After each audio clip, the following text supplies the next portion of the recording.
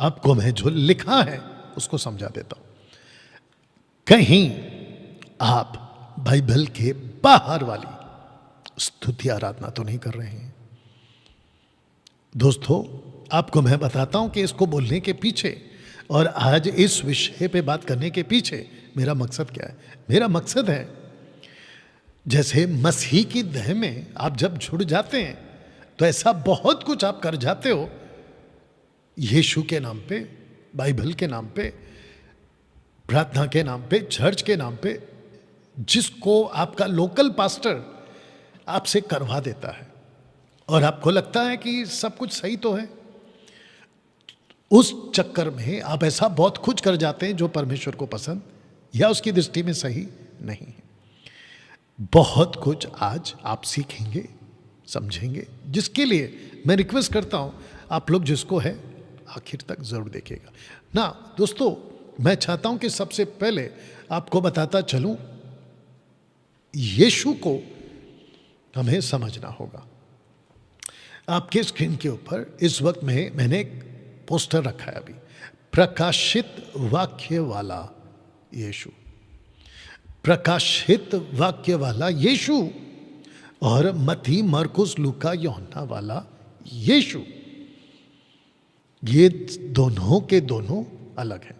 तो सुसमाचार आप जब कहते हो 4 किताबें मत्ती, मरकुस, लूका, यूहन्ना में, तो इस सुसमाचार का जो यीशु है और प्रकाशित वाक्य वाला जो यीशु है, ये दोनों के दोनों अलग हैं। अब आप बोलोगे कि डैनियल भाई व्यक्तित्व की बात कर रहे हैं, तो नहीं, मैं व्यक्तित्व की बात नहीं कर रहा हूं, मैं यीशु की होने की बात नहीं कर रहा हूं। मैं बात कर रहा हूं, एक ही यीशु है 4 किताबों का, वही यीशु है प्रकाशित वाक्य की किताब का। मैं बात कर रहा हूं यीशु का अपने आप को इन 4 किताबों में पेश करने का तरीका, बात करने का तरीका, और यीशु का खुद लोगों के बीच में जब वो थे पृथ्वी पे, तो उन लोगों का बात करने का तरीका बहुत अलग था। प्रकाशित वाक्य की पुस्तक में अगर आप देखोगे तो बहुत अलग है, जिसका एक झलक, नथानियल आर यू रेडी, जिसका एक झलक आपको मैं यहाँ पे पढ़वा रहा हूँ। तो नथानियल हमारे लिए पढ़ेंगे। यस बेटा। जब मैंने उसे देखा तो उसके पैरों पर मुर्दा सा गिर पड़ा। हाँ, इसको वापस पढ़िए विद कॉन्फिडेंस। जब मैंने उसे देखा तो उसके पैरों पर मुर्दा सा गिर पड़ा। बस जैसे ही यूहन्ना ने यीशु को, प्रभु यीशु को देखा, देखते ही उसकी सिट्टी बिट्टी गुल, दूसरे शब्दों में उसके तोते उड़ गए। दूसरे शब्दों में जिस यीशु को वो मत्ती, मरकुस, लूका, यूहन्ना वाला समझ रहा था, उसने जब यीशु को देखा प्रकाशित वाक्य में, तो उसकी सिट्टी बिट्टी गुल हो गई। दोस्तों, मैं बोलना क्या चाहता हूं, 90% प्रचारक, 90% प्रचारक आपको इस यीशु से नहीं मिलाते जिसको देखते ही यूहन्ना मुर्दा सा गिर पड़ा। इसकी आंखें अग्नि से भरी, इसके पांव, यीशु की बात कर रहा हूं, प्रभु यीशु की, पीतल के समान, उसके आसपास 7 दीपक जल रहे हैं, उसका ऊपर से लेके नीचे तक वस्त्र श्वेत और मुंह से तलवार, और ऐसा भययोग्य दृश्य देखकर लिखा है कि वो मुर्दा सा गिर पड़ा। तो जिसके चलते 4 सुसमाचार में आप यीशु को देखोगे यहूदियों का यीशु, लेकिन आप प्रकाशित वाक्य में देखोगे तो लिखा है कलीसियाओं का यीशु, कलीसियाओं का यीशु। इफिसुस की कलीसिया को लिख और उसको इस लेटर को लिखकर, प्रकाशित वाक्य की पुस्तक को लिखकर, कलीसियाओं को लिखकर भेज दे, ऐसा बोलने वाला यीशु ये वाला नहीं है जिसको कहते हैं यहूदियों का यीशु, ये नहीं है। बहुत सारे लोग, 90% कलीसिया उस यीशु को प्रीच करती है अपने हर संडे चर्च में, कल करेगी। यीशु कौन है? प्यार करता है, कोई शक नहीं है, बिल्कुल करता है। यीशु आशीष देता है, कोई शक नहीं है, बिल्कुल देता है। यीशु चंगाई देता है, कोई शक नहीं है, बिल्कुल देता है। लेकिन ये क्यों नहीं बताते कि अब वो यीशु प्रकाशित वाक्य वाला भी है जिसको देखते ही मुर्दा सा गिर पड़ा। दोस्तों, आज आपके बीच मैं इस यीशु को आपके बीच में रखने जा रहा हूं। तो यहां पे दो तरीके से आप यीशु को यानी प्रभु यीशु को आप समझेंगे। तो जितने भी पास्टर्स हैं और ख़ास करके जितने भी वर्शिपर्स हैं और ये जो मेगा चर्च वाले लोग हैं, पंजाब का हो, दिल्ली का हो, कर्नाटका का हो, महाराष्ट्र का हो, कहीं का भी हो, इन सब को कहना चाहता हूं, इस यीशु को समझे जो आज कलीसिया का है। यहूदियों का यीशु 34 में कॉन्सेप्ट खत्म हो गया। 34 में क्या हुआ डैनियल भाई? 34 में स्टीफन की मौत हो गई। 34 में स्टीफन की जैसे मौत होती है, एक्ट चैप्टर 8 वर्स 1 में लिखा है कि कलीसिया तितर बितर हो गई। और जब कलीसिया पूरे दिशाओं में जाती रही, घूमती रही, उस वक्त में हुआ क्या? एक ऐसा शख्स आया जिसका नाम है पौलुस। उस पौलुस ने कलीसियाओं को, उस वक्त की कलीसियाओं को सिखाना, एजुकेट करना तैयार किया। ऐसे करते करते आप पहुंच गए 96 में। 96 में इस यीशु को मिलते हैं जो कलीसियाओं को बात करता है, कलीसियाओं से बात करता है। हाँ डैनियल भाई, प्रकाशित वाक्य वाला यीशु आज कैसा है? तो लिखा है कि प्रकाशित वाक्य वाला यीशु इतने गुस्से में क्यों? इतने गुस्से में क्यों है? तो आपके बीच में पहले बता देता हूं कि सातों कलीसियाओं को जब यीशु बात कर रहे थे, आइए देखते हैं कि क्या क्या उन्होंने कहा। जी, सबसे पहला प्रकाशित वाक्य उसका 2 अध्याय वचन 5, आइए पढ़ते हैं। यस बेटा। यदि तू मन ना फिराएगा तो मैं तेरे पास आकर तेरी दीवट को उस स्थान से हटा दूंगा।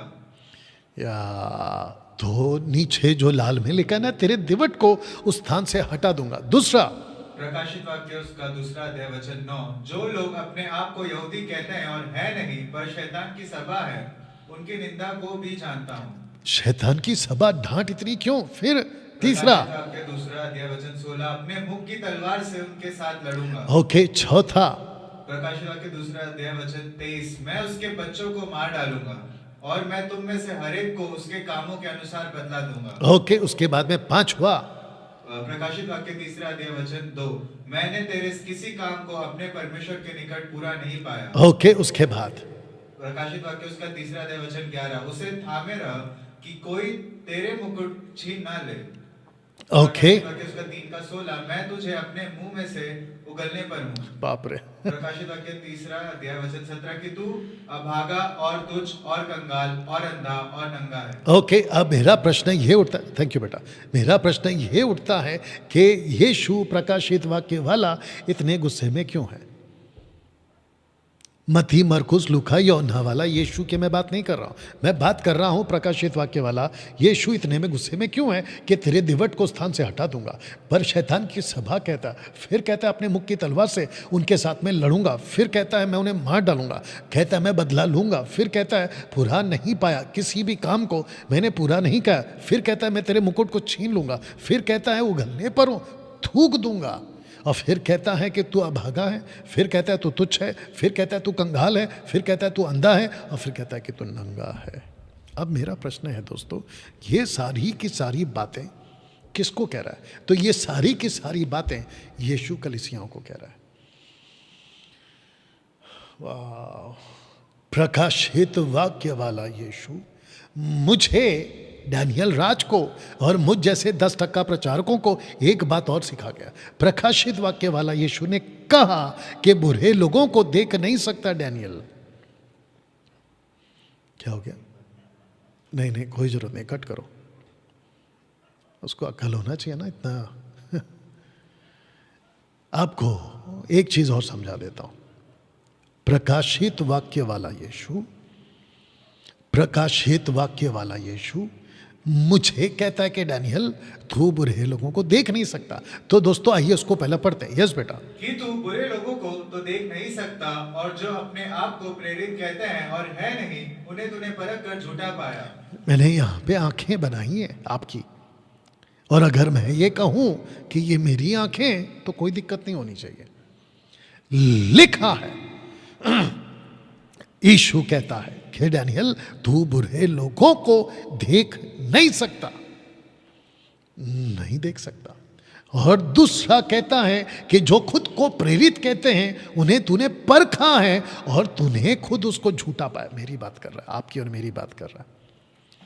अब बताइए कैसे संभव है कि बुरे लोग और झूठे प्रेरित आज मसीह की देह में पाए जाते हैं। मैं जब महाराष्ट्र में देखता हूं ऐसी कुछ आराधना को तो मैं परखता हूं और मैं उनको झूठा पाता हूं। तो झूठे आराधकों को परखो, प्रकाशित वाक्य वाला यीशु बोल रहा है। तो जिसके चलते दोस्तों आज मैंने ये तय किया कि आपके बीच में मैं आराधकों की बात करूंगा। दोस्तों आपको मैं समझाता हूं कि वर्ल्ड और चर्च में धोखा तो है, बाहर भी धोखा है, अंदर भी धोखा है। डैनियल भाई अंदर कैसे धोखा है मैं बताता हूं। धोखा का नुकसान ज्यादा किससे है आपको, संसार के धोखे से या कलीसियाओं के धोखे से? मैं आपको बताऊं, कलीसियाओं के धोखे से आपको बहुत ज्यादा धोखा नुकसान होगा। कलीसियाओं में धोखा बहुत है। आपको पता है दारू पी के नरक जाओगे तो ये बात समझ में आती है, नशा करके नरक जाओगे ना, ये बात समझ में आती है, कत्ल करके लकड़ी पत्थर की आराधना करके नरक जाओगे समझ में आता है, कत्लबाजी करके नरक जाओगे, व्यभिचार करके कत्ल करके नरक जाओगे तो समझ में आता है। लेकिन कैसे कोई चर्च जाके नरक जा रहा है, कैसे आप कलीसिया में बाइबल पकड़ के और यीशु की बातें करके भी आप नरक जाएंगे ना, ये सबसे बड़ा नुकसान है। अब मैं आपको समझाता हूं कि धोखा बहुत है। हम किस किस से लड़ रहे। आज तो आपने मैंने आपका आज फोटो भी रखा है। ऐसे बहुत सारी बातें, जिब्रिश वालों से लड़ रहे हैं, वन गॉड वालों से लड़ रहे हैं, माता यरूशलेम वालों से लड़ रहे हैं, जवा विटनेस वालों से लड़ रहे हैं। ऐसे बहुत लोग हैं जिनसे हम लड़ रहे हैं आज। तो जिसके चलते झूठे आराधक आज मसीह की देह में, खास करके जहां पे अभी मैं बैठा हूं मुंबई महाराष्ट्र, बाप रे बाप रे, इतना ज्यादा गंदा कर दिया है मसीह की देह को इन लोगों ने कि आपको क्या बताएं। बीच में मुझे किसी ने पूछा था कि डैनियल भाई आप प्रचारकों को हैशटैग लगा रहे हैं, आज कल आराधकों को भी हैशटैग लगा के आप वीडियो डाल रहे हैं, उसके पीछे की वजह क्या है? तो मैंने उनको बोला कि इन तक भी सच्चाई पहुंचनी चाहिए, इन तक भी सच्चाई पहुंचनी चाहिए। सबसे पहले आज कुछ चीजों को समझेंगे, ठीक है ना? और मैं रिक्वेस्ट करता हूं कि जितने वर्शिपर्स अभी मुझे देख रहे हैं, प्लीज, एक वक्त था कि हम 20 साल आप लोगों के साथ में गाना गाते हुए और बहुत सारा टाइम पास करते हुए, धूम धड़ाका करते हुए और खूब पैसे कमाते हुए, मनोरंजन करते हुए, पेंटिकॉस्टल ग्रुप आप लोगों को पता होगा, आपके बीच में डैनियल राज आता था, ठीक है ना? रिक्वेस्ट है कि आज आप लोग उस वसीले से कम आज बात को सुन लीजिएगा, ठीक है ना? मैं चाहता हूं कि आपको पहले समझाऊं कि मैं बोलना क्या चाह रहा हूं। स्तुति आराधना के नाम पर लाखों जवान उद्धार के सही मकसद से भटक रहे हैं। स्तुति आराधना के नाम पे वर्शिप वर्शिप वर्शिप, लाखों लोग सही मकसद, उद्धार का सही मकसद से भटक रहे हैं। आपको और एक चीज समझाता हूं, 2000 साल के मसीह इतिहास में सबसे खतरनाक युग 21वीं सदी का है। आज का सबसे खतरनाक युग अभी चल रहा है। आप सोच नहीं सकते कि इतना ज्यादा खतरनाक हो गया है आज का युग कि मैं आपको क्या बताएं, हम आपको क्या बताएं। मसीह की शिक्षा को इतना ज्यादा बिगाड़ दिया है कि मसीह जीवन जीना मुश्किल हो गया है, या मसीह जीवन जीना मुश्किल हो गया। देख लीजिए आप, अगर बाइबल की सही शिक्षा नहीं होगी ना, देखना चाहोगे? नरक जाना पक्का है, नरक जाना पक्का है। तो जिसके चलते मैं आप सबको बताना चाहता हूं, बी केयरफुल। आज आप अपना मसीह जीवन कहां जी रहे हैं? Be careful. तो दोस्तों, इस गड़बड़ी की दुनिया में जहां मसीह जीवन जीना बहुत मुश्किल हो रहा है, आपको बता देता हूं, पहला फोटो देख लीजिए। पेंटिकॉस्टल, जिसको कहते हैं विलियम सीमोर, अजूजा स्ट्रीट, इसकी नकल बहुत हो रहा है। ऐसा एक, जिसको कहते हैं ना कि ऐसी बीज बो दी है कि कैरिस्मेटिक, पेंटिकॉस्टल और कुछ ऐसे कलीसियाओं ने पेंटिकॉस्टल मूवमेंट को इतनी तेजी से चला है आज कि मैं आपको क्या बताऊं। उसके बाद में ओनली जीसस, शेकर डेविड, ये देख लो, विलियम बर्नम, इतनी गंदी टीचिंग है कि क्या बताएं। पिता, पुत्र, पवित्र आत्मा के डिस्टिंक्ट पर्सनैलिटी को ही रद्द कर दे रहे, कहते हैं कि उनका अस्तित्व है ही नहीं। अब इससे गंदा टीचिंग क्या हो सकता है? फिर उसके बाद में माता यरूशलेम और ये रहा जहोवा विटनेस, और फिर जो बचा कुछ असर है वो जुडाइज्म। 613 कानून पतरस ने, पौलुस ने, यीशु जी ने कभी नहीं कहा कि तुम फॉलो करो, लेकिन इनमें से कुछ कानून हमको फॉलो करवा देते हैं और कहते हैं कि तुमको इसमें से कोई तो कानून मानना होगा, क्योंकि जुडाइज्म आ गया, खतना हो गया, फिर शब्बात हो गया, फिर सबसे ज्यादा बेड़ा गर्क आपका ताइत, दशमांश। इन सब को मैंने चौकड़ी मारा है, क्रॉस किया है। ये सब आपको नहीं करना है, क्योंकि ये शिक्षाएं प्रभु यीशु की नहीं है। उसके बाद इसको देखिए, टंग स्पीकिंग, और ऊपर से बिजनेस, और ऊपर से तेल पानी बेचना, रुमाल बेचना, और फिर पता नहीं कहां से आजकल के अपोस्टल्स, आजकल के so called cheater putter popcorn की तरह उछल उछल के आते हैं ना, वो फायर फायर फायर करते रहते हैं, जबकि इनको पता ही नहीं है। और इनमें से सबको चैलेंज दे रहा हूं, अगर इतनी हिम्मत है ना मेरी बात को अभी सुन के, तो डिबेट पे आओ और पब्लिक को उल्लू मत बनाओ। और इनको जितने भी फायर फायर करते हैं ना, इनको पूछो जाके कि बाइबल में कहाँ लिखा फायर। यूहन्ना बपतिस्मा देने वाले ने मत्ती का किताब 3 का 10, 11, 12 में उसने जो फायर की बात की है ना, वो कौन सी फायर की बात की है? वो नरक की फायर की बात की है, कि वो तो तुम्हें पवित्र आत्मा और आग, बपतिस्मा आग, और आग का बपतिस्मा किसी को नहीं मिला। और जब यीशु ने इस बात को दोहराया एक्ट चैप्टर 1 वर्स 4, 5, 6 में, तो कहता है कि यूहन्ना ने तो पानी से बपतिस्मा दिया, परंतु वो कहता है कि मैं तुम्हें माफ करना, पानी से बपतिस्मा दिया। यीशु कहता है मैं तुम्हें पवित्र आत्मा से बपतिस्मा दूंगा। आग उसने कभी नहीं बोला। अगर यीशु, और एक बोल देता यीशु के मुंह से आग का बपतिस्मा का स्टेटमेंट नहीं निकला है। अगर किसी ने कहा कि यीशु के मुंह से आग का बपतिस्मा का स्टेटमेंट निकला है, मैं उसको 1 लाख रुपए दे दूंगा। उसको 1 लाख रुपए दे दूंगा। यीशु के मुंह से कभी नहीं निकला कि मैं तुमको आग का बपतिस्मा दे रहा हूं। वो जॉन द बैप्टिस्ट ने बोला है, जॉन द बैप्टिस्ट ने, यीशु ने कभी नहीं बोला। और अगर यीशु जिस बपतिस्मा की बात कर रहे हैं ना, आग का, वो नरक का बपतिस्मा है। नरक की बात हो रही है, पवित्र आत्मा की बात नहीं हो रही। दोस्तों, आजकल तेल बहुत चल रहा है, बताइए, आजकल तेल भी खूब चल रहा है। प्रभु यीशु के नाम पे पैसे कमाने का कॉन्सेप्ट भी खूब चल रहा है, प्रार्थना के नाम पे पैसे। अभी मैं आपको बताता हूं, मैं जो पोस्टर रखने जा रहा हूं, आपको याद होगा कि यीशु ने ऐसा कुछ कोड बनाकर, हैंटर बनाकर, चाबुक बनाकर, उस वक्त के जितने भी शास्त्री फरीसी जो मंदिर के अंदर लेन देन कर रहे थे ना, उन सबको मार मार के भगाया। तो आज church has become, today the church has become commercial. Commercial हो गया आज कलीसिया, जिसको कहते हैं बिजनेस करना। खूब पैसे कमाए जाते हैं यीशु के नाम पे, जबरदस्त तरीके से लोग जो है ना आज यीशु के नाम पे बिजनेस कर रहे हैं। वर्शिपर्स भी क्या कर रहे, रखूंगा थोड़ी देर में। बजाने वालों का रेट अलग, गाने वालों का रेट अलग, और आराधकों का इतना बड़ा रेट है कि कहते हैं कि कौन से होटल में रुकना है वो हम तय करेंगे। एक एक म्यूजिशियंस का क्या क्या रेट है वो हम तय करेंगे। उसके बाद में जो वर्शिपर है उसका रेट अलग है। एक प्रोग्राम का कितना चार्ज करेगा उसको ही पता है, और मेल आती है, आपको सबको पता है। कमर्शियल हो चुका है कलीसिया। 90% बाहर की आराधना जवानों को भटका चुकी है।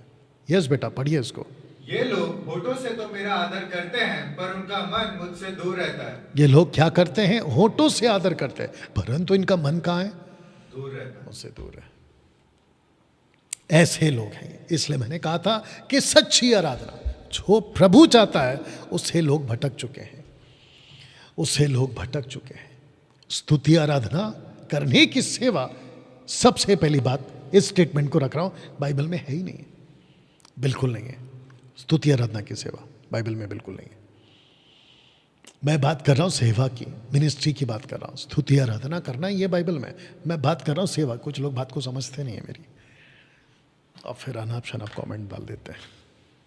या सब ठीक है बेटा? ओके, जल्दी बताया करो। मैं कुछ सेकंड का पॉज ले रहा हूं, और आपको यह पोस्टर ठीक से समझना होगा कि स्तुति आराधना की सेवा, सेवा मिनिस्ट्री बाइबल में नहीं है। या ओपन चैलेंज है मेरा, किसी को भी तुर्रम खान, मुंबई का, महाराष्ट्र का, पूना का, कहीं का भी आ जाए, या कहीं का भी आ जाए, या तो यहां पे आ जाए स्टूडियो में जहां पे अभी मैं बैठा हूं, या तो फिर जूम पे आके डिबेट करे कि डैनियल राज आपने कैसे कह दिया, या तो फिर वो लोग जो इनको फॉलो करते हैं वर्शिपर्स को। मैंने एक वीडियो देखा था, एक आदमी चर्च में घूमता है, वीडियो बनाते हुए माइक लेके कहता है कि तुमको कौन सा आराधक पसंद है, तो वो कहता उसका नाम, वह कहता उसका नाम, कोई कहता उसका नाम, तो फिर वहाँ पे रेटिंग चलती है किसका ज़्यादा नाम आया। यही लेके डूबेंगे तुमको नरक में। तब पता चलेगा कि आज का मेरा जो प्रीचिंग है, अगर इसको इग्नोर किया ना, तब आपको कीमत चुकानी पड़ेगी। अब एक कॉन्सेप्ट रखने जा रहा हूं दोस्तों, बुरी बाइबल गांव पर है या सिखाओ पर है? आपको पूछ रहा हूं मैं, गांव पर या सिखाओ पर? आइए कुछ पढ़ते हैं। यस बेटा। तब सिखाने वालों की चमक आकाश मंडल की सी होगी, और जो बहुतों को धर्मी बनाते हैं वे सर्वदा की नाई प्रकाशमान रहेंगे। ओके, तो नीचे का लाइन वापस पढ़ लो जहां पे तुम गड़बड़ कर चुके हो। बहुतों को धर्मी बनाते हैं वे सर्वदा की नाई प्रकाशमान रहेंगे। या तो सबसे पहला ऊपर क्या है? सिखाने वालों की चमक। नीचे क्या है? धर्मी बनाने वाले प्रकाशमान। यहां पे गांव शब्द कहां है? नहीं, आपको पूछ रहा हूं, यहां पे गांव शब्द कहां है? जितने यूट्यूब पर हैं और जितने फेसबुक पर हैं, प्लीज़ शेयर करिए, खास करके उन वर्शिपरों को, वो चाहे गुजरात के हो, पंजाब के हो, महाराष्ट्र के हो, मुंबई के हो, या साउथ के हो, या नॉर्थ के हो, उन सबको लिंक को भेज दो, बोलो देखो डैनियल राज क्या बोल रहा है। मैं वापस कहता हूं, स्तुति आराधना बाइबल की मिनिस्ट्री नहीं है। फिर मैंने कहा कि पूरी बाइबल में गाँव पर है या सिखाओ पर है? पूरी बाइबल किस पे है? गाँव पे है या सिखाओ पे? गाँव पे नहीं है, सिखाओ पे, देख लो। और एक पढ़ते हैं। यस बेटा, बाइबल के बाहर वाले प्रार्थना ने प्रेम शब्द का खूब सहारा लिया। पढ़िए। पर मुझे तेरे विरुद्ध यह कहना है कि तूने अपना पहला सा प्रेम छोड़ दिया। ये देख रहे हैं, अब जैसे ही प्रेम शब्द आया तो इन्होंने प्रेम को पकड़ लिया। भले देखा प्रेम करना। अब इसको पढ़ो।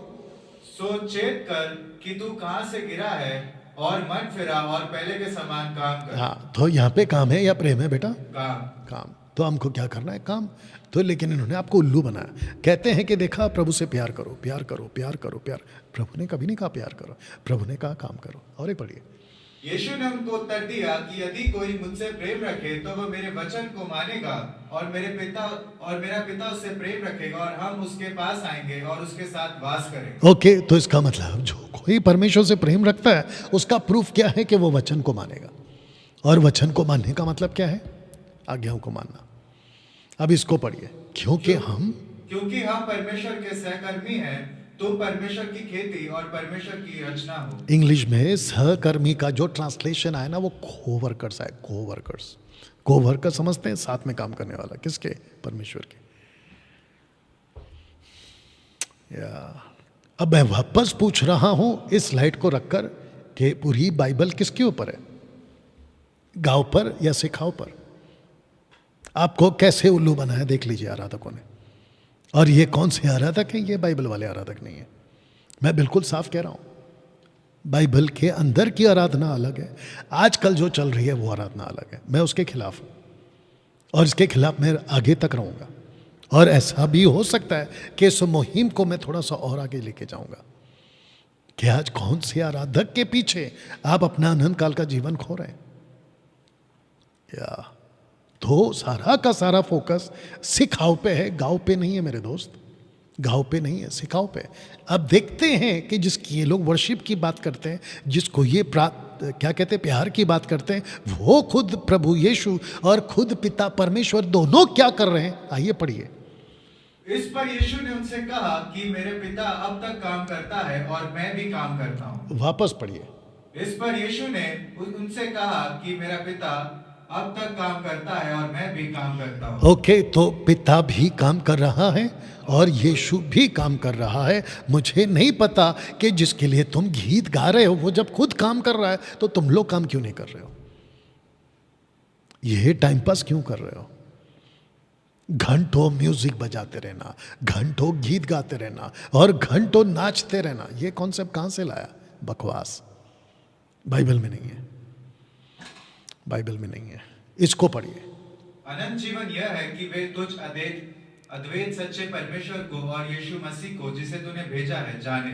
देखिए लास्ट का जो लाइन है ना, ये वाला सारा फोकस इस पे होना चाहिए कि आपका जो जीवन है ना, आपका जो वक्त है ना, वो जानने में बीतना चाहिए।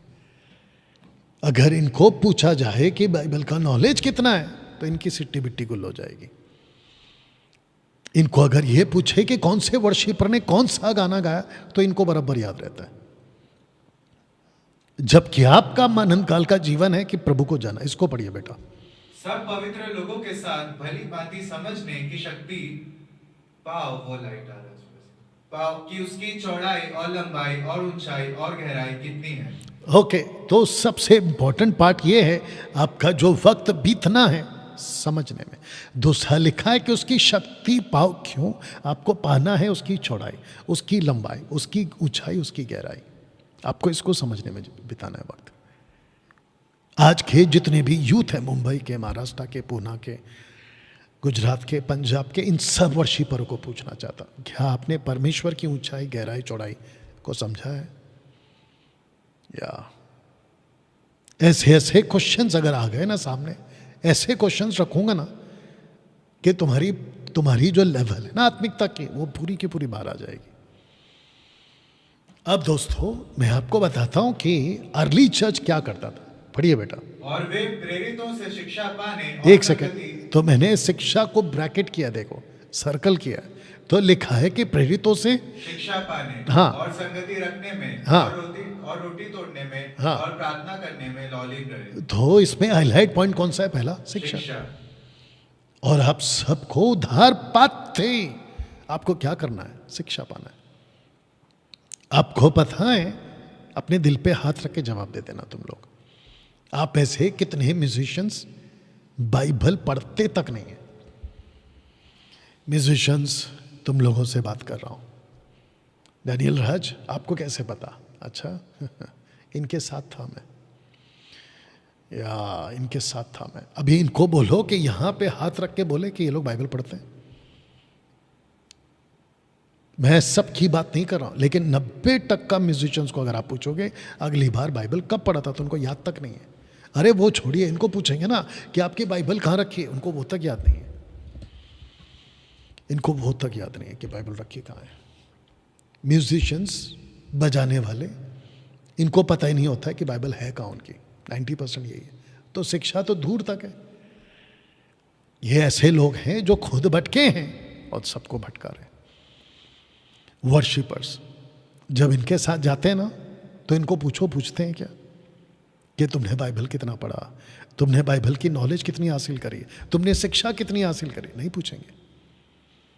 और अगर पूछ भी रहे हैं तो कौन सा बड़ा एहसान करे, क्योंकि वैसे ही बेड़ा गर्क होकर रखा है, वैसे ही गलत ट्रैक पे है। इसको पढ़िए बेटा। और जो उसके पास आते थे उन सब से मिलता रहा और बिना रोक टोक बहुत निडर होकर परमेश्वर के राज्य का प्रचार करता और प्रभु यीशु मसीह की बातें सिखाता रहा। तो कौन सिखा रहा है? पौलुस। पौलुस किसको सिखा रहा है? जो आते थे उनको सिखा रहा है। अभी देखिए, पौलुस और पतरस से बड़ा प्रीचर आप और हम तो नहीं हो सकते, आप समझ रहे हो? हाँ, क्योंकि बुनियाद उन्होंने डाली। तो मेरा क्वेश्चन ये है, आज जैसे वर्शिप वर्शिप वर्शिप नाचना कूदना जो चल रहा है, तो इनको पूछेंगे कि भैया आप लोग क्यों नहीं कर रहे थे ये सब? वो सब छोड़ के तुम सिखाने पे क्या लग गए? वो छोड़िए, आइए इसको पढ़ते कि अपने चेलों को वो क्या करते थे। और जो बातें तूने बहुत गवाहों के सामने मुझसे सुनी है, उन्हें विश्वासी मनुष्यों को सौंप दे, जो औरों को भी सिखाने के योग्य है। वापस पढ़ो, ठीक से पढ़ो।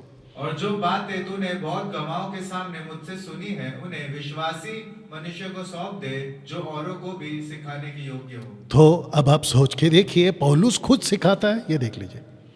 जिसको सिखाता है उसको क्या कहता है? तुम भी सिखाओ। और जो जिसको सिखाते हैं उसको कहता है तुम दूसरों को सिखाओ। देख लीजिए, यहां पे गाँव शब्द का है। आजकल के जवानों ने आसान वाला चुनाव कर लिया, इजी वाला, और उनको लगता है कि सिर्फ म्यूजिक बजाओ और सिर्फ गाना गाओ और चर्च में घंटों प्रैक्टिस करो, तो उनको लगता है कि वो मसीह जीवन अच्छा जी रहे। जबकि उनको पता ही नहीं है कि यीशु मसीह एक दिन, अभी मैं रखूंगा, एक दिन यीशु मसीह खुल के कह देगा मैं तो तुमको जानता तक नहीं हूं। तो बताइए, तो तुम्हारा बजाना गाना नाचना कूदना वो सब क्या हुआ फिर? ये तो वैसा हो गया ना कि आसमान से गिरे और खजूर में अटके। आपको मैं बता दूं कि ऐसा प्रचार इनके कानों में सुनना इनको पसंद तक नहीं है। बस इतना है कि मैं इन वर्शिपरों का नाम नहीं ले रहा हूं, जब जरूरत पड़ेगी तो जरूर लूंगा। या बाकी तो आप समझदार हैं, और जिसको कहते हैं ना कि समझदार को इशारा काफी है। मुंबई के जितने वर्शिपर्स हैं सबने आसान वाला काम चुन लिया। मुंबई का एक वर्शिपर है जो पहले मेरे चर्च में था, मेरे चर्च का हाउस चर्च लीडर था। उसने ऐसा कोई गाना बनाया टपोरी टाइप का, अगर आपको समझ में आ गया कि मैं किसकी बात कर रहा हूँ। उसको हमने चर्च से गेट आउट किया। उसके बाद में उसने सोचा कि क्यों ना मैं ऐसे ही करके जो है फ्लैट गा गा के फ्लैट खरीद लिया। याद आ गया होगा आपको किसकी बात कर रहा हूँ। ये ऐसे लोग हैं जो प्रभु यीशु को बेचने तक की ताकत रखते हैं। ये लोग यीशु के नाम को तो बेच खाए, लेकिन यहूदा स्कोरियत जैसा बेच दिया था ना, उतनी ताकत रखते हैं ये लोग। मसीह, इनको लगता है कि हम जो गाना गा रहे हैं और हमने जो एल्बम बनाई है और हम जो अभी वीडियो बना रहे हैं, क्योंकि आजकल सीडी का ज़माना चला गया, तो इनको लगता है कि हम बहुत बड़ा तीर मार रहे हैं। इनको एहसास तक नहीं है कि परमेश्वर प्रकाशित वाक्य वाला यीशु, मत्ती मरकुस लूका यूहन्ना वाला नहीं, प्रकाशित वाक्य वाला यीशु इनसे इतना ज्यादा छिड़ा हुआ है कि इनको अपने मुंह से थूकने पर है। या उद्धार पाने के बाद एक ही काम होता है आपका, लोगों को सिखाना। That's it. इसका प्रूफ दूंगा मैं आपको, पढ़िए बेटा। और उन्हें सब बातें जो मैंने तुम्हें आज्ञा दी है मानना सिखाओ, और देखो मैं जगत के अंत तक सदैव तुम्हारे संग हूं। अब मेरा प्रश्न ये उठता है कि जैसे ही कोई उद्धार पाता है, एक विश्वासी, उसका मैंडेट और मैंडेटरी स्क्रिप्चर मत्ती 28 का 19 और 20 है। 19 में क्या लिखा है? जाओ सब जाति के लोगों को चेला बनाओ। फिर कहता है पिता पुत्र पवित्र आत्मा के नाम से बपतिस्मा दो। फिर क्या कहता है? उन्हें सब बातें जो मैंने तुम्हें आज्ञा दी है मानना सिखाओ। और तुम क्या कर रहे हो? उनको गाना सिखा रहे हो, क्या हो गया? यहाँ पे लाइट है, आगे। उनको आप लोगों ने वचन सिखाना चाहिए। आप सिखा क्या रहे हैं? गाना सिखा रहे हैं।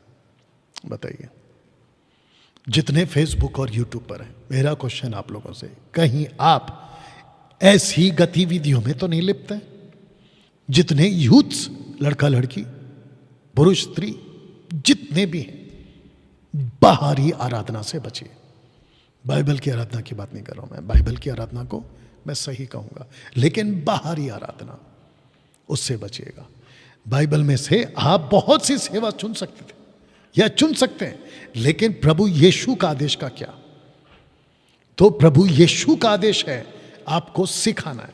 सेवा करने का आपको एक ही मौका मिलता है अपने पूरे जीवन में या जीवन काल में, एक ही मौका मिलता है। आपको शायद एहसास नहीं है इस बात का, आपको शायद इस बात का एहसास नहीं है, आपके पास में सेकंड लाइफ नहीं आएगा कभी भी। जितने वर्शिपर्स हैं तुम भी सुनो, आपको लाइफ में नेक्स्ट चांस नहीं मिलेगा यीशु का सेवा करना। आपको पता है जब हम स्वर्ग में जाएंगे ना, हम सभी, मैं अच्छे विश्वासियों की बात कर रहा हूं, तो वहां पे जाकर यही होने वाला है। आपने कितने चेले बनाए, आपने कितने लोगों को सिखाया, आपने कितनी खरी शिक्षा सिखाई, यही चलने वाला है वहां पे। एक नहीं पूछेगा कि तूने गाना कितना बनाया, एक नहीं पूछेगा कि वहां पे तूने गाना कितना बना करना चाहा या फिर वीडियो कितनी बनाई, नेवर, कभी नहीं पूछेगा। क्योंकि गाना गाना, सिखाना, नचाना, नचना, ये आपकी बाइबल वाला कॉन्सेप्ट नहीं है, ये आपको समझना होगा। नए नियम में आराधना का महत्व व्यक्तिगत है, अभी प्रूफ करूंगा, सार्वजनिक नहीं है, पब्लिक वर्शिप कभी भी नहीं है। आइए कुछ चीजों को रखूंगा। बाइबल में आराधना करवाने को कहां लिखा है, क्वेश्चन है, कहां लिखा है कि जाके आराधना कराओ हो, करवाओ, व्यक्तिगत है वो, सार्वजनिक नहीं है। तो जाके करवाने का कॉन्सेप्ट कहां है? जितने वर्शिपर्स हैं इन सबको पूछ रहा हूं, एक वचन निकाल के बता दो कि जहां पे लिखा हो कि आराधना करवाओ। नहीं, माफ करना, न्याय के दिन यीशु ये नहीं पूछेगा कि कितनी आराधना करवाई, बल्कि मेरे पिता की इच्छा पर कितना चले, यीशु ये पूछेगा। आराधना कितनी कराई ये नहीं पूछेगा, मेरे पिता की इच्छा पे कितने चले। वर्शिप लीड करने की बुलाहट है ही नहीं बाइबल में, क्रॉस किया है मैंने, नेवर। वर्शिप लीड कराने की सेवा काई प्रभु ने आपको दी नहीं है, पहली बात। ना आत्मा के 9 वरदानों में एक भी दान, पवित्र आत्मा के 9 वरदानों में आपको नहीं मिलेगा, एक भी दान नहीं मिलेगा। किसका? आराधना का। 5 फुल मिनिस्ट्री में भी नहीं मिलेगा। ना यीशु ने कभी कहा, ना पतरस ने कभी कहा, ना पौलुस ने कभी कहा, किसी ने नहीं कहा कि जाके वर्शिप करवाओ, जाके वर्शिप सिखाओ, कभी नहीं बोला। ये व्यक्तिगत समस्या है, ये देख लीजिए, ये व्यक्तिगत है, सार्वजनिक नहीं है। अब आप लोग सोच रहे होंगे ना कि बाहरी आराधना का साबित कैसे होगा? ये देखो, सार्वजनिक, बाहरी आराधना, बाइबल की आराधना व्यक्तिगत है। अभी कुछ वचन रखूंगा, चिंता मत करिए। तो वर्शिप लीड कराने की, करवाने की बुलाहट है ही नहीं है, कभी किसी ने नहीं कहा। आई बात समझ में? कुछ लोग कहते हैं ना कि मेरे को प्रभु ने आराधना करवाने की मिनिस्ट्री दी। बकवास। ओपन चैलेंज है, 1 लाख रुपए का इनाम, अगर कोई निकाल के बता दे इन कॉन्टेक्स्ट कि मुझे लिखित में बता दे, मुझे प्रभु ने आराधना की सेवा दी है, लिखित में ऐसा होना चाहिए बाइबल में।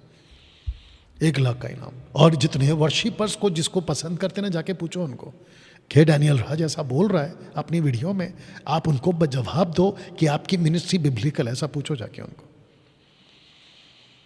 बात करते हैं दाऊद की। दाऊद नाचा, दाऊद नाचा। तो मैं आपको बताता हूं, टोटल 2 लोग नाचे, एक है दाऊद नाचा और एक है मरियम नाची, इस वचन के हिसाब से। और दोनों का नाचने का मकसद और नाचने की वजह, आजकल के नाचने की वजह से रद्दी भी मैच नहीं है, छोटा भी मैच नहीं होता। Not a single percent match होता। बताइए। अब बात करते हैं कि दाऊद की तरह नाचूंगा। दाऊद नाचा आर्क के सामने, आर्क ऑफ कवनेंट जो मूसा ने बनाया था टैबरनेकल में। आप कहते हो ना कि मैं दाऊद की तरह नाचूंगा, तो आर्क ऑफ कवनेंट कहाँ है फिर? जाके उसके सामने नाचो, वो तो नहीं है आज। दूसरा, दाऊद नाचा अकेला, कभी ग्रुप में नहीं नाचा, या कभी ग्रुप में नहीं नाचा, अकेला नाचा। तीसरा, दाऊद नाचा मात्र एक बार, वापस कभी नहीं नाचा। उसकी नाचने की वजह थी आर्क ऑफ कवनेंट, और वो जब ला रहा था ना, तब नाच रहा था। और जब वो स्टैब्लिश हो गया, रख दिया गया, उसके बाद में दाऊद कभी नहीं नाचा। दूसरा, पूरे बाइबल में कहीं नहीं लिखा है कि दाऊद की तरह नाचो, नेवर, कभी नहीं लिखा है, कभी नहीं लिखा है। अब मैं आपको बताता हूं, इसको पढ़ो बेटा पहले। यहोवा की यह वाणी है, देखो जो भविष्यवक्ता मेरे वचन औरों से चुरा चुरा कर बोलते हैं, मैं उनके विरुद्ध हूँ। अब बताओ कि वर्शिपर्स किसका वचन चुरा के बोलते हैं? दाऊद का। तो जो ऐसे कोई स्टेटमेंट जो किसी और का है उसको चुरा चुरा कर बोलते हैं, परमेश्वर खुद कहता है मैं उसके विरोध में हूं। या मैं आपको एक लाइन बता दूं, ये वर्शिपर्स है ना, आपको ले डूबेंगे एक दिन। या बी केयरफुल। आप दाऊद नहीं है, आप कलीसिया हैं। आपको ये एक बात क्यों नहीं समझ में आती? दूसरा, आप राजदूत हैं, और तीसरा, आप एक मकसद है। किसके? प्रभु यीशु के। आप इन सबको क्यों भूल गए? आप इन सबको क्यों भूल गए? अब आपको एक पोस्टर दिखाता हूं कि वर्शिप कॉन्सर्ट से किसी का भला नहीं हुआ है, किसी का भला नहीं हुआ है। कलीसिया की उन्नति रद्दी भर भी नहीं हुई है। 20 साल से वर्शिप करने वाला ये आदमी बोल रहा है। दूसरा, जो गाते बजाते हैं ना, उनका भला जरूर हो गया, और जो ऑर्गेनाइज करते हैं ना, उनका भी हो गया। अब मैं आपको बताता हूं कैसे। ऑर्गेनाइजर्स जब कोई वर्शिप कॉन्सर्ट रखते हैं ना, तो टिकट खूब बिकती है। टिकट बिकती है अलग, ऑफरिंग लेते हैं अलग, और फिर ऊपर से आप समझ गए, हाँ, अगर स्पेशल दान आता है वो अलग। तो जो ऑर्गेनाइजर्स है उनका खूब भला होता है, और जो गाने बजाने वाले हैं ना, उनका भी खूब भला होता है। लेकिन कलीसिया का कोई भला नहीं हुआ है। जिसको कहते हैं कि नाचने गाने कूदने से कलीसिया तरक्की में आ गई, बकवास। 20 साल से ये तमाशा देख रहा हूं, आज भी देख रहा हूं। 20 साल तब के, 5 साल आपके, 25 साल से किसी का भला नहीं हुआ है। इस बात को समझिएगा, ठीक है ना? अब प्रश्न उठता है, क्या है सही आराधना बाइबल अनुसार? आइए पढ़ते हैं। यस बेटा। परंतु मैं उसी की ओर दृष्टि करूंगा जो दीन और खेदित मन का हो और मेरा वचन सुनकर थरथराता हो। वापस पढ़िए। परंतु मैं उसी की ओर दृष्टि करूंगा जो दीन और खेदित मन का हो और मेरा वचन सुनकर थरथराता हो। अब आप बताइए कि जो नीचे का लाइन है, वचन को सुन के थरथराता हो, और मैं उसी की ओर दृष्टि करूंगा जिसका जीवन भक्ति वाला है। भक्ति वाला है, इसको पढ़िए। बादल के कारण, और बादल के कारण याजक लोग सेवा टहल करने को खड़े ना रह सके, क्योंकि यहोवा का तेज परमेश्वर के भवन में भर गया था। आराम से पढ़ बेटा, वापस पढ़। और बादल के कारण याजक लोग सेवा टहल करने को खड़े ना रह सके, क्योंकि यहोवा का तेज परमेश्वर के भवन में भर गया था। अब मैं आपको बताता हूं कि खड़े ना रह सके, ये पेंटिकोस्टल वाले बोलेंगे कि वो नीचे गिर गए। गलत बात। नीचे नहीं गिरे, वो वहां से भाग गए। जो प्रेजेंस था ना परमेश्वर का, वो इतना ज्यादा था कि वो लोग खड़े नहीं रह सके, मतलब बाहर चले गए। वो लोग ले नहीं पाए। जानते हो मूसा क्या कहता है इब्रानियों 12 अध्याय में वचन 28 में, अगर मैं गलत नहीं हूं, कहता मैं कांपता था जब प्रभु आते थे। मैं कांपता था बोलता है। बताइए, ऐसा प्रेजेंस वाला परमेश्वर जिसको तुम नाचते कूदते कपड़े का ठिकाना नहीं, कौन कैसा गिर रहा है, कौन कैसा नाच रहा है, और ऊपर से पूरी की पूरी मस्ती। अब बताओ कि जो परमेश्वर के सामने खड़े नहीं रह सके और थर थराते हैं, उसके सामने तुम ये सब कर रहे हो, ये नहीं है आराधना। बाइबल की आराधना अलग है और बाहरी आराधना अलग है। बाइबल की आराधना को समझते हैं और एक वचन को। यस बेटा, इसको पढ़िए। जब मैंने उससे देखा तो उसके पैरों पर मुर्दा सा गिर पड़ा, और उसने मुझ पर अपना दाहिना हाथ रखकर यह कहा कि मत डर, मैं प्रथम और अंतिम और जीवता हूँ। लास्ट का वापस पढ़ ले। मैं प्रथम और अंतिम और जीवता हूँ। मत डर, मैं प्रथम और अंतिम और जीवता हूँ। ऐसा मतलब क्यों कहा? क्योंकि लिखा है कि मैंने जब उसको देखा तो मैं मुर्दा सा गिर पड़ा। इसका मतलब क्या है? परमेश्वर को देखकर आज जो नाचना कूदना चल रहा है, यूहन्ना कहता है मेरी तो ताकत नहीं थी उसको देखने के बाद में। यह है सच्ची आराधना। अभी इसको पढ़िए। डरते हुए यहोवा की उपासना करो और कांपते हुए मगन हो। वापस पढ़िए। डरते हुए यहोवा की उपासना करो और कांपते हुए मगन हो। तो डरते और कांपते वाला कॉन्सेप्ट आज कहाँ है? ये बाइबल वाली आराधना है। मैं इसके पक्ष में हूं, मैं इसकी ही बात कर रहा हूं। और एक पढ़वाते हैं, मसीह के वचन को अपने हृदय में अधिकाई से बसने दो और सिद्ध ज्ञान सहित एक दूसरे को सिखाओ और चिताओ। अब जरा आराम से जाओ, नीचे वाला लाइन, और अपने अपने मन में, और अपने अपने मन में अनुग्रह के साथ परमेश्वर के लिए भजन और स्तुति गान और आत्मिक गीत गाओ। ओके, तो लिखा है कि अपने अपने मन में। इसको कहते हैं बाइबल की आराधना, इसको कहते हैं सच्ची आराधना, इसको कहते हैं कि आप इंडिविजुअल वर्शिपर हैं। आपको यह समझना होगा, इंडिविजुअल वर्शिप कॉन्सेप्ट, पब्लिक नहीं, सार्वजनिक नहीं। ये जो आजकल चल रहा है ना, मैं उसके खिलाफ हूं और रहूंगा आगे भी। यही वजह है कि मैंने वर्शिप कॉन्सेप्ट बंद कर दिया 2014 में। या अपने अपने मन में, कितना साफ सर्कल किया देखो। और एक पढ़ते हैं, यस बेटा, और आपस इफिसियों 5:19 में लिखा है कि आपस में, और स्तुति गान और आपस में भजन और ठीक से स्तुति पढ़ो, गान ठीक से पढ़ो, और आपस में भजन और स्तुति गान और आत्मिक गीत। कौन सा गीत? आत्मिक गीत। आजकल क्या चल रहा है मैं आपको बताता हूँ। कुछ ऐसे गाने, आगे जाके शायद मैं उसको रख भी दूँ वीडियो क्लिप, कुछ गाने आजकल ऐसे बनते हैं जिसकी म्यूजिक बॉलीवुड से मैच होती है। फिल्मी फिल्मी धुन, लीला शीला मुन्नी बदनाम टाइप के म्यूजिक से। अब बताइए, आत्मिक गीत कहाँ है आज? आत्मिक गीत का मतलब आप समझते हैं, वचन से मैच करने वाला गीत, बिब्लिकल स्क्रिप्चर्स। लेकिन आजकल के गीत देखो, ऐसा लगता है कि पिक्चर के वर्ड्स को उठाकर, मैं प्यासा हूं,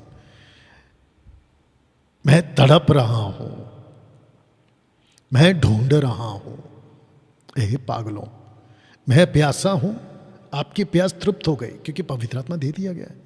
मैं ढूंढ रहा हूं, किसको ढूंढ रहे? प्रभु अंदर है।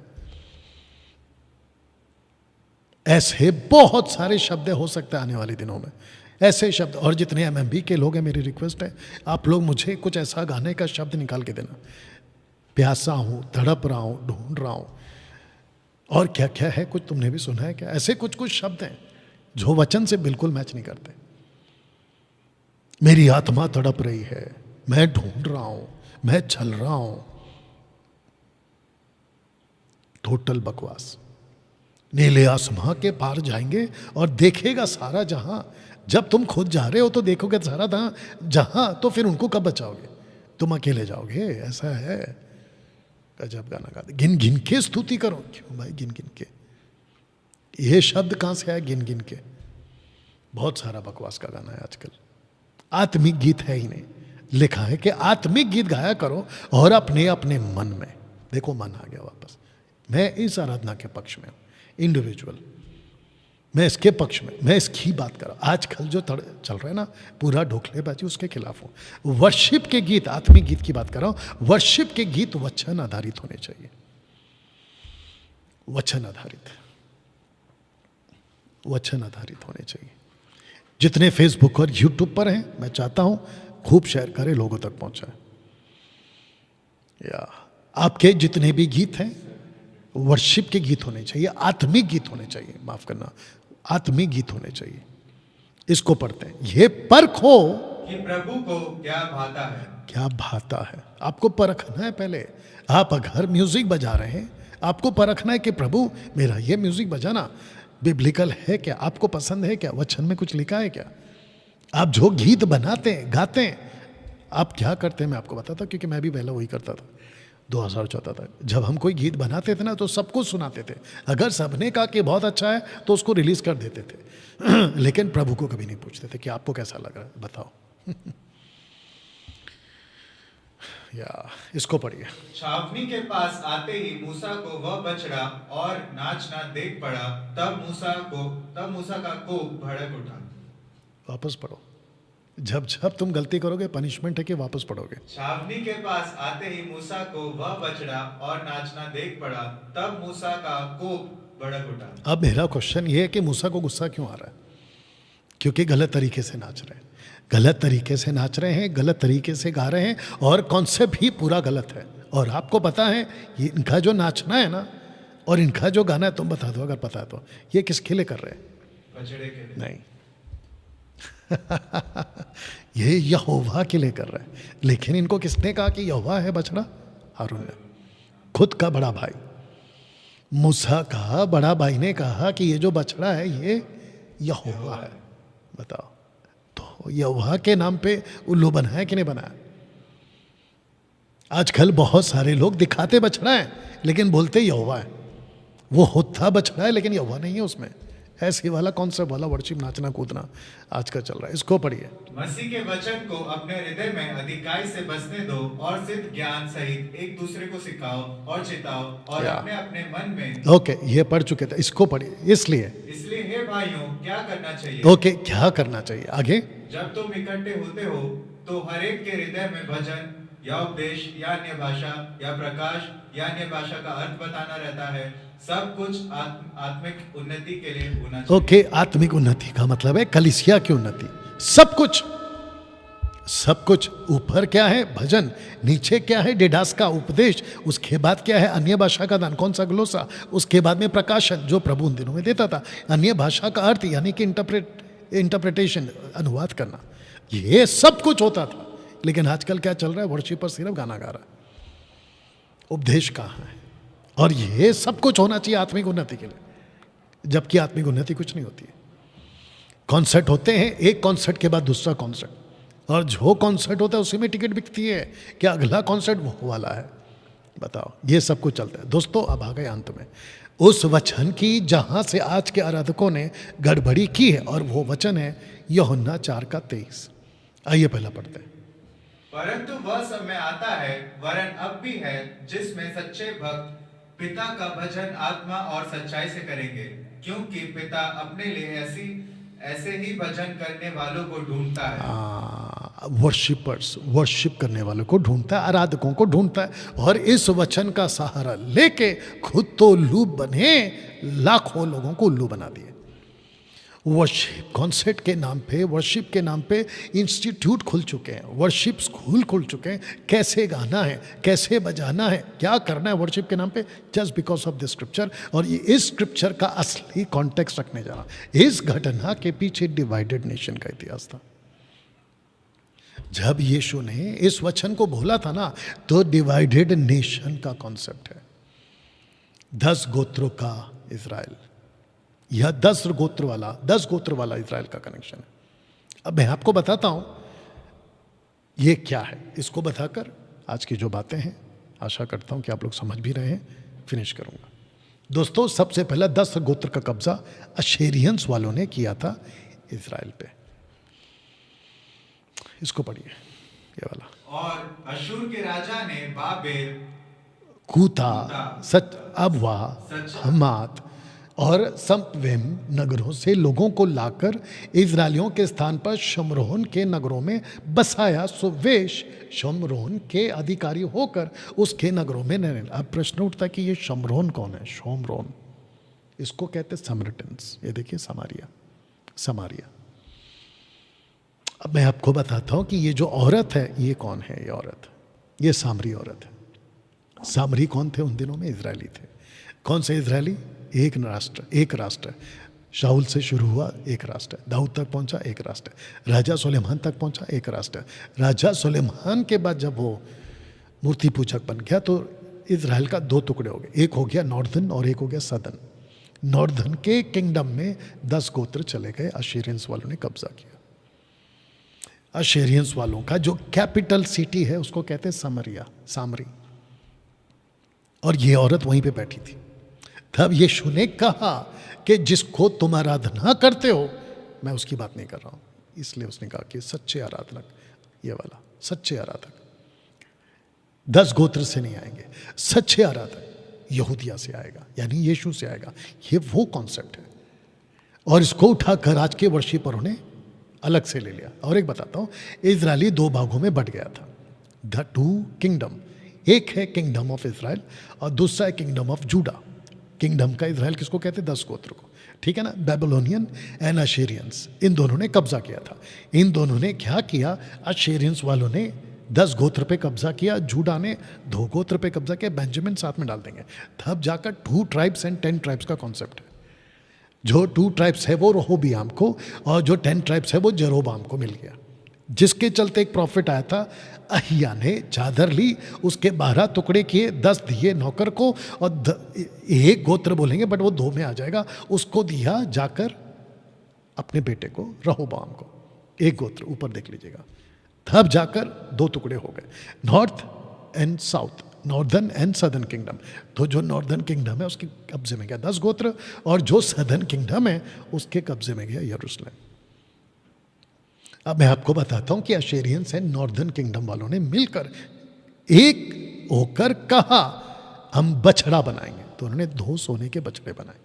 उसकी वजह क्या है कि हमको यरूशलेम ना जाना पड़े, मैं आपको प्रूफ भी करूंगा। सोने के 2 बछड़े बनाए, उनको कहा कि हम यरूशलेम नहीं जाएंगे। पढ़िए, तो राजा ने सम्मति लेकर सोने के 2 बछड़े बनाए और लोगों से कहा यरूशलेम को जाना तुम्हारी शक्ति से बाहर है, क्योंकि यरूशलेम में परमेश्वर था, यरूशलेम में मंदिर बन रहा था। एस्तर, एजरा, नेहमाया ने मंदिर बनाया था, दानियल की 70 वीक्स की प्रोफेसी के हिसाब से। और ये सारा सब्जेक्ट हम बाइबल कॉलेज में सिखाते हैं। इसलिए वे इज़राइली अपने देवताओं को देखो, जो तुम्हें मिस्र इज़राइली, देश से निकाले। हे इज़राइली अपने देवताओं को देखो। तो आरोन ने क्या कहा, बछड़े को देखो, यहोवा है। 2 बछड़े बनाए, बोला यहोवा है। बताओ, आगे देखो, आगे पढ़ो, देखो। देश से निकाल लाए हैं, तो उसने एक बछड़े को बेतेल और दूसरे को दान में स्थापित किया। ये जो दान है ना, ये बड़ा डेंजर गोत्र है। एनीवे, उसके ऊपर फिर कभी बात करो। तो वजह 2 बछड़ों को बनाने की ये रहा वजह। यदि प्रजा के लोग यरूशलेम में बलि करने को जाएं, तो उनका मन अपने स्वामी यहूदा के राजा रहोबियाम की ओर फिरेगा, और वे मुझे घात करके यहूदा के राजा रहोबियाम के हो जाएंगे। हाँ, तो इसका मतलब ये है कि हम यरूशलेम नहीं जाएंगे। तब जाकर यीशु ने कहा था कि हे औरत, उद्धार यरूशलेम से, यहूदिया से, और जो सच्चे आराधक है वो यहूदिया से। तो कॉन्सेप्ट है ना, आराधना का, वर्शिप का नहीं बात हो रहा है, बात हो रहा है सच्चे परमेश्वर को जानने का। और पीछे का बैकग्राउंड कौन है, इज़राइल का 2 डिवाइडेड नेशन है। मनुष्य का एक बहुत बड़ा धोखा आपके बीच में रखने जा रहा हूं। धोखा ये है कि जो शिक्षा पहले सुनता है वही सही लगती है। इसीलिए आपको आज की मेरा ये जो टॉपिक है आपको शायद अलग लगेगा। क्यों? क्योंकि आपका प्रॉब्लम ही है, आप जो पहले सुनते हो आपको वही सही लगता है।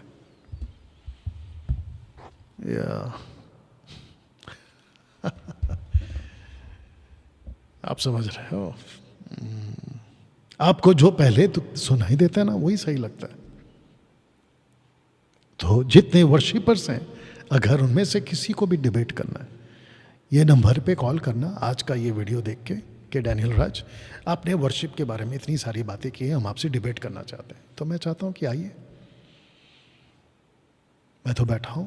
मैं तो कहता हूं कि मुंबई का कोई वर्शिपर यहां पे आए और मेरे से बात करे, मसला ही खत्म हो जाए। डैनियल भाई, आप इतनी सारी बातें कैसे करते? तब जाकर एक पोस्टर बनाया था, दम है इसलिए बात करता हूं, वरना सारे पास्टर्स आज मेरे दोस्त होते। सच्चाई बोलने का दम रखता हूं। या दोस्तों, इस पोस्टर